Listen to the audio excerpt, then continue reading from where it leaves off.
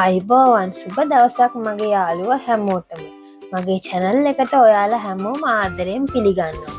ඔන්න අද අපි ලෑස්ති වෙන්නේ රසට සුවඳට හරිම ලාභෙට ඒ වගේම වැඩ වැඩි නැතිව බිත්තර බත් එකක් හදාගන්න විදිය.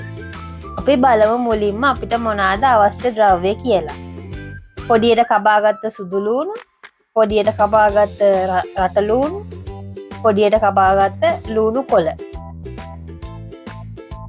ඒ වගේම අපිට ඕන බත් කෝප්ප දෙකක්.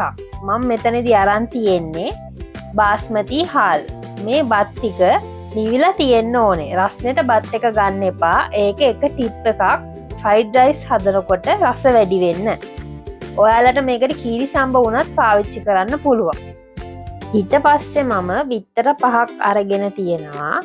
ඒකට මම ලුණු ටිකක් දාලා බීට් කරගන්නවා. ඔයාලට මෙතන කැමති ප්‍රමාණයක් බිත්තර ගන්න පුළුවන්. ඊට පස්සේ භාජනයක් ලිපේ තියලා මම බටර් මේස හැඳි දෙකක් දාගන්නවා.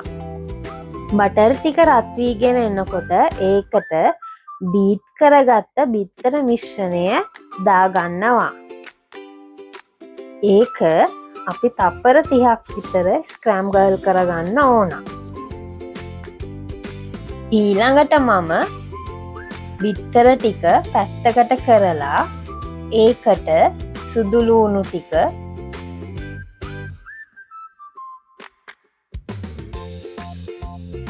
ලූණු ටික දාලා හොඳට කලවම් කරගන්න ඕන. තප්පර 30ක් විතර මේක හොඳට කලවම් කරලා ඊට පස්සේ අපි හීනියට කපාගත්ත ලූණු කොළ ටික මේ මිශ්‍රණයට මිශ්‍ර කරගන්න ඕන. ඊට පස්සේ හොඳට මේ ටික කලවම් කරන්න ඕන.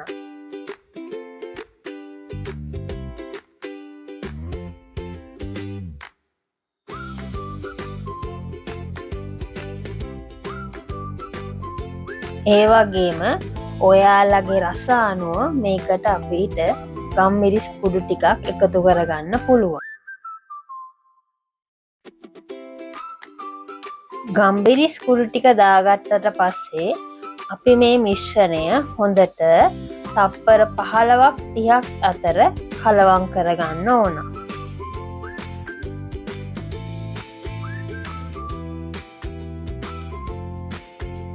ඒ මිශ්‍රණය කලවම් කරගත්තට පස්සේ අපි මේ මිශ්‍රණය පැත්තකට කරලා ඒකට අපි බටර් මේස හැන්දක් දාගන්නවා. මේ වෙලාවේ ඔයාලා ලිපේ ගින්දර ගැනත් පොඩ්ඩක් බලන්න. ගොඩක්ම ලිපේ ගින්දර වැඩි කරගන්න එපා. මද ගින්නේ මේක හදාගන්න ඕනේ. බටර් ටික රත් වෙනකොට මම ඒකට අපි ගත්ත බත් කෝප්ප දෙක දාගන්නවා.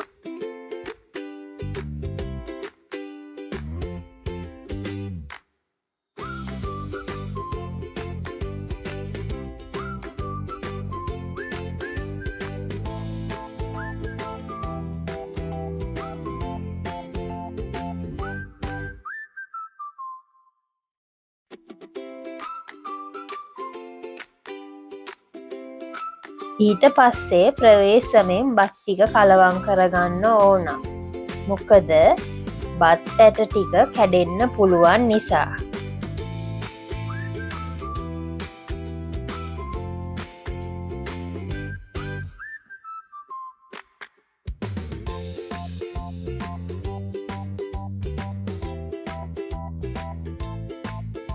මෙතනදී මම රස වැඩි කරගන්න සෝයා සෝස් මේස හැන්දක් එකතු කරගන්නවා. දැන් හොඳට අපි මේ බත් ටික කලවම් කරගන්න ඕනේ. මෙතනදී හොඳට බත් ඇට බැදෙනකන් අපි ලිපේ ගින්දර වැඩි කරලා කලවම් කරගන්න ඕන.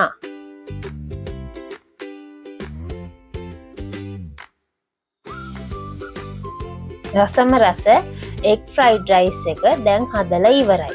ඒ වගේම කැරට් ලීක්ස් ගෝවා වගේ එළවලු එකතු කරේ නෑ කියලා මේකේ රසයේ කිසිම අඩුවක් නෑ. මේ වගේම රසමරස වීඩියෝ එකකින් ආයෙත් ඔයාලව හම්බ වෙන්න එන්න. මේක ඔයාලා හදල බලලා පහලින් කමෙන්ට් එකක් දාන්න. ඔයාලා හැමෝටම තෙරුවන් සරණයි.